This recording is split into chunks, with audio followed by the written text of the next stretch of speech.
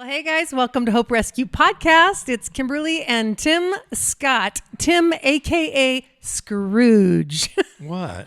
Babe, that's a Just joke. because I don't like Christmas? I know you do like Christmas. I mean, I do. But yeah, I was just launching very into that expensive. because there's still no presents under the tree. But that's not because of you. It's because I haven't done any shopping. It's because I haven't sent you any of my links yet. You haven't sent me what I need to buy you yet. 'Cause I'm willing to go on Amazon and order. when you're your best at Christmas, and everybody says so. Christmas morning, Tim gets up at about 5 a.m. and he shops the day before. And we have the best Yes. breakfast feast because you get in there and I don't know if you know this about Dr. Tim Scott, but he used to be a manager at Denny's back in the good old days. That's no joke. So he can fry an egg like nobody's business. I was trained. Yes, at you have a writing particular hours. set of skills. Yes. I was trained I was being trained as a chef. I know, but I gave up after about 3 months. You did manage a Denny's too. I did that. So you know how to. You're a fry cook. You know I what's was up actually in the kitchen. not the general manager. I was the night shift manager. So that's all I got. Anyway, I'm glad for all of your experience Yes. in the kitchen. I know how to do it. I'm a really good fry cook. You are, and we appreciate For it. breakfast. So that's when Yes. you walk away, you let him do his thing, and Scrooge comes through. Yes. He comes through. That breakfast slaps, I come through. as the kids would say. Yes. Okay. I'm just going to leave it there. So we've been talking about this pause that we've been on, and how a pause. We talked last time about two kinds of pauses: the kind that's forced on you, the other kind where you plan it, like a vacation or a weekend or something like that. And those are really different in the way they impact your life. But when you live your life under a pause like we've been under in 2020, it really is impacting. Where everybody's hoping on January 1st, 2021, everything's going to change. Go back It's to not. normal, right? Yeah. What is it that even? What is normal anymore? Yeah, we well, don't know. I don't buy into new normal. We're going back to normal. That's the way it's going to be. Anyway, so I thought before we kind of dig into this, we're just going to share a few thoughts about ways to cope with stress. How do you cope with stress? Stress can be brought on by this pandemic. External things, yes, internal fears, things. those kinds of things. So we just want to go through these relatively quickly, but I'll just take the first one. We're going to give these 10 ways. Number one is protect both your body and mind, and you need rest for both. So if you're burning the candle at both ends, you're going to burn out physically. If you are dealing with a lot of stress, there are some people that can live in chaos and stress, and they actually thrive in that. I'm not one of those. They get addicted Most to people the hormones. Yeah, of and the adrenaline and all adrenaline, that. But most people don't need that much stress or want that much stress. So you need to learn to give a couple of breaks. So that's the first one. Yeah. So the second one is don't compare your work to others. And I always joke around with Tim because I think anybody who's a driver in life, which I don't tend to be, you can't help but keep your eyes on other drivers and what they're doing.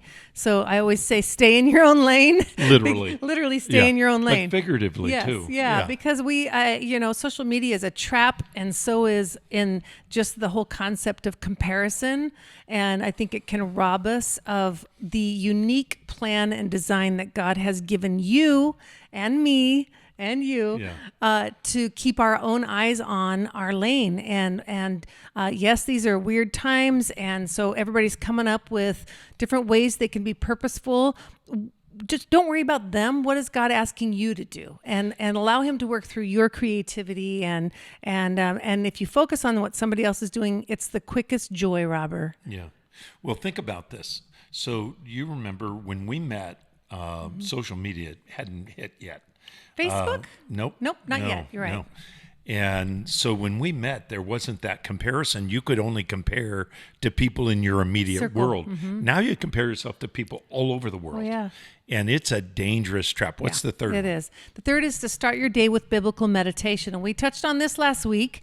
And Tim and I talked about the importance of taking, building into your daily life somewhere for margin for time with Jesus. That can look different for everybody. So I'm not even going to tell you how to do that because I think that's a mistake. But the key is to spend some time with the Lord, most importantly, his word. If you have 10 minutes, even if you have to listen to it on audio or on a drive, That works. yeah, and be a good listener. He knows your heart. It's okay to pour it out, but take time to actually hear him speak to you too. I think it's good also to pray for other people. I know Yes. that when you can't sleep, you Start start praying, praying yeah. for everybody in the family and friends and people that we're aware of that are in special need. Yeah. And so I think it's really important not just to take it in, but also to pray out. Yes. So Yeah. And this is something that comes natural for me. Number 4 is to plan fun activities every week, something that you can look forward to. I am the kind of person that if something's not fun, I don't want to do it. So I try to make even daily routine stuff. I want something about it to be fun. So we do have some very systematic things we do in our home, like everybody does, routines. And like Gracie and I go for a walk in the evenings, just the two of us, our youngest daughter. And somehow we figure out a way to make that fun every night. We'll pick a topic, we'll walk a different route. Sometimes we pretend like we're in a play. We just done some weird stuff, but it's something that we look forward to that's fun every day. And so, and I find a reason to get out of the house every day, even if it's to go through a drive-through and a coffee or whatever. But be intentional to build fun into your life, whether you're just a married couple, whether you're single, whether you have little kids, figure something out that's fun that you can do. So if you want the next way to really look at how to deal with stress in your life is, and this seems like it doesn't match to that, but stop talking and listen. One of the hardest things for me to hard. do. I'm a talker, but if you want to learn to really cope with stress in your life, it is going to be not just saying everything. There is catharsis in that, but to really listen to what other people say. The 6th one is stop trying to be seen as right all the time. I don't know what happened in my childhood or something within my personality or temperament or whatever, but I have always wanted to be right. I've always wanted to be seen as having my life together and doing the right thing. And when people see me as doing something wrong, it always negatively affected me. And we really need to have a release of that. The 7th one is don't concern yourself with your reputation. This kind of goes with the previous one. Just do the right thing. Don't worry about what people think. Right. Really concern yourself with doing the right thing. Yeah, I love that. The emphasis is on action, Yeah. not what people think about you. Number 8 is every day serve someone else in just even a small thing. And I think that's valuable. I think one of the things I've started doing before I get out of bed in the morning is I've started praying, Lord, help me to find a way today to impact someone's life, even though my world feels small, outside of just our family. Help me find a way, whether it's to reach out to someone by a phone call or a text or whatever, but some way to serve. So I think that's really valuable. Number 9 is give thanks in everything and for everything. Do this every day, all day. So all day long, make a practice of just being grateful. It's like the developing that muscle of a gratefulness throughout the day. Yeah, you could even be grateful when you're doing a podcast and your neighbor is working in their yard and has got the blower going and you can hear the grunt. And then the other motors are going to come on and he's happy. Maybe. He's got his headphones on and we're trying to do a podcast. You could be thankful for that. You know what I'm Why thankful not? for? I'm thankful that we have neighbors that care about their yard. Yes. And I'm thankful for the fact that maybe our listeners didn't hear it at all. And maybe Well, we're the only ones if- that are if hearing you it right didn't, now. We're thankful. We're thankful you didn't hear it, but we did. And It's I'm still distracted. going. It's a background noise. I wonder what it was. I think, man, what is our refrigerator needs to be fixed or something. Anyway, number 10, connect with a positive person, not about work or politics. Yes. Or business. So good. Just love connect. You need to love connect with people and sometimes just go, how is your day? What's going on? What are you thankful for? Just to really connect with another human being. Yep. There is nothing more powerful than that. to alleviate stress. Yep, So absolutely. let me go into a passage, and then I'll do this relatively quickly because I listened to a message that Kimberly gave, and it was really good on what did you call it? Purpose in the pause, yeah. And that's our theme that we want to deal with. But one of the passages you dealt with was Psalm 46:1, and the first three verses, and then verses 8 through 10. So you kind of skipped over the middle, but this really brings the power of it. God is our refuge and strength, a very present help in trouble. That is a concept you need to understand. You are not alone. Yes. God is right there. I won't preach this whole thing, I promise. Therefore, we will not fear through the earth, though the earth gives way, though the mountains be moved to the heart of the sea. So he's using some hyperbole here. Or he's talking about the catastrophic transformation of this earth in the last days. And he's probably dealing with both. Though the waters roar and foam, though the mountains tremble at its swelling. And so, when the Lord comes back, all of this is going to have this catastrophic transformation of the earth. But no matter whether it's in that day or if it's happening metaphorically in your life, it feels like everything's crumbling, everything's tearing apart, your world's falling apart. God is a very present help in trouble. Say that to yourself. Yes. Remind yourself of that. Meditate on that. If you learn nothing, learn this Psalm 46:1.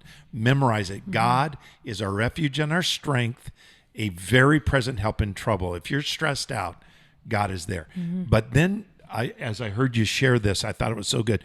Come behold the works of the Lord, how he has brought desolation on the earth. For he makes wars cease to the end of the earth. He breaks the bow and he shatters the spear. He burns the chariots with fire. So all of the armies, all of the warriors that are coming up against you are being broken under the power of God. And then it says, be still and know that I am God. I will be exalted above the nations. I'll be exalted in the earth. So I always took this verse 10, be still and know that I'm God, out of context. And I said, look, you just need to stop what you're doing and you need to just know that God is there. But actually that's in the context. It is being still is literally stopping all of your warlike strategies. Stop all of your strategies for life and trust God and know that he's God. He is going to destroy the enemies that are out to attack you. You need to know that God is present help, is a very present help in trouble. And that trouble is these armies are coming against you. He'll break their war ability. He'll break their bow. He'll break their spears. He'll burn their chariots, and he will protect you. So when you are being still and knowing that you are God, actually the word still literally means to relax and be helpless, not to relax and do nothing. So he's not really saying just be idle and know that God is God, but know that God is God in the midst of active trouble around you. You don't have to figure your way out. You just need to attach to Almighty God. That word helpless makes me think like releasing the grasp and allowing him to pick up the weapons It's for you. exactly what he's saying. Yeah, I love that. So you gave this acronym. Yeah, so we'll close out with this, but this is a quick podcast. But the acronym, I was trying to think of, I'm a practical girl, so I was trying to think of practical ways that we can incorporate God's word and some good tools into our life when we're in a pause. And so if you just want to take a minute, write the word pause. This is an acronym, and I'll just throw it out there to you. The first one with P is to pursue peace and practice patience.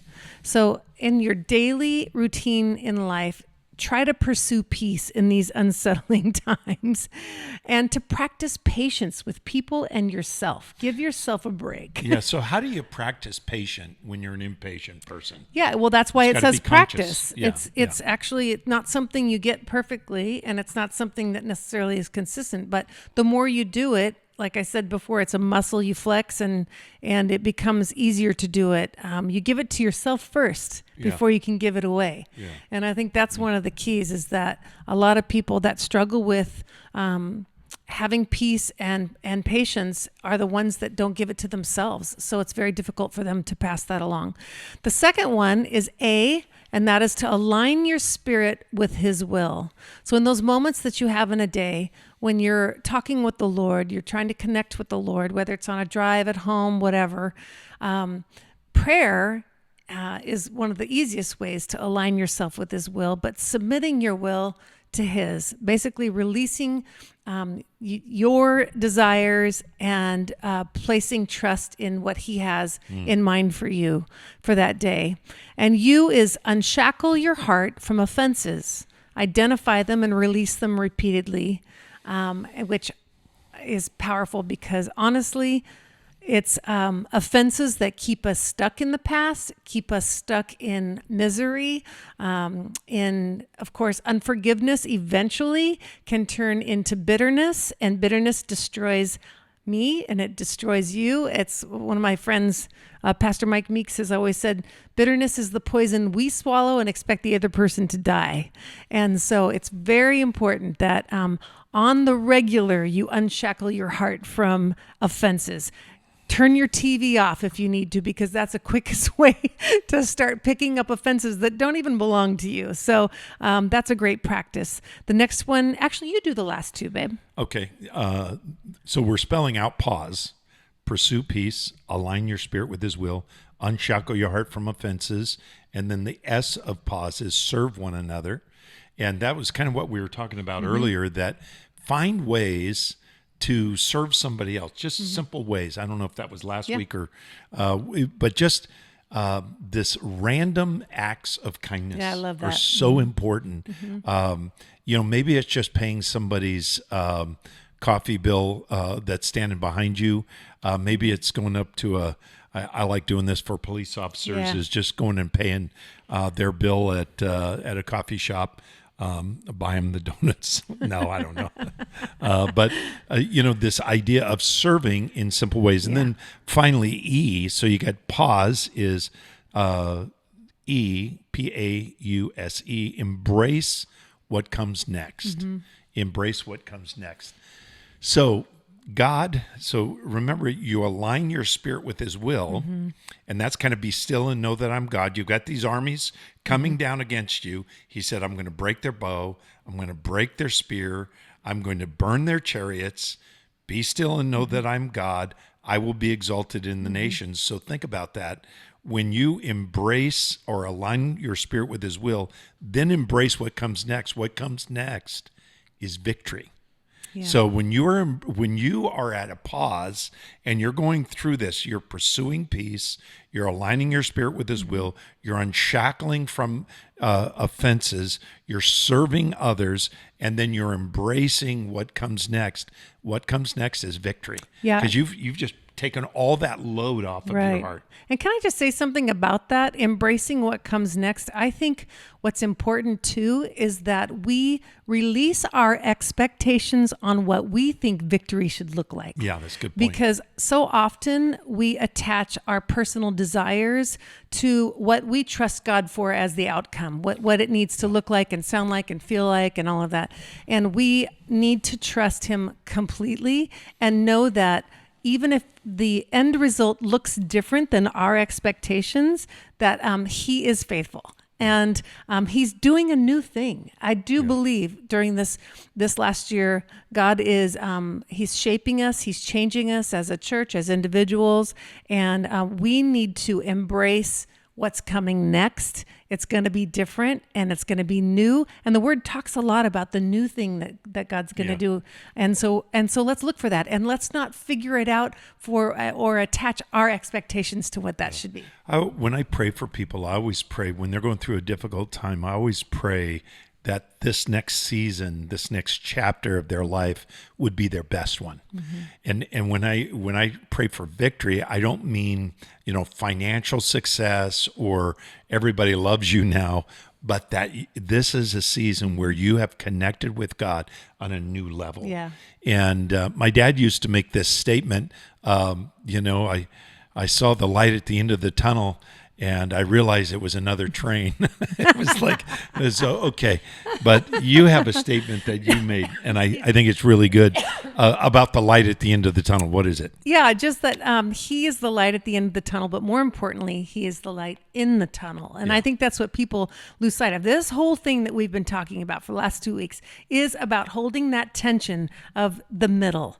And you can see it as a long tunnel, and it feels dark sometimes. Right. And you're always looking for that light on the other side. But truthfully, Jesus is the light, not at the end. Of course, he's the light at the end, but he's the light in the middle of it. And so we need to be able to embrace that even in what feels like a long, dark tunnel, he is the light. He's within you. He's the light within us and surrounds us and leads us each step. He lights our path. So we can trust him for that. And that's the point of Psalm 46, verse 1. God is our refuge and strength, a very present help in trouble. So he's present. He's there. He is the light in the tunnel, not the light at the end of the tunnel. And just know this. Sometimes God will allow you to go through times where you feel and maybe are completely alone, but God is there. He's present. And if you've never been to that place where you feel all alone and you have to embrace God's presence, God wants you to. So be prepared for that. And it may be painful in the process, but the result is power. Beyond. God is there for you, and God wants to minister to you no matter what. As we're closing 2020, listen, this is we're going to look back on 2020 and go, okay, that was a tough year. But remember how you were driven to God through this time. We want to thank you for listening to Hope Rescue Podcast. Invite your friends to join us, hoperescuepodcast.org. God bless you. Have a great week. Bye, guys.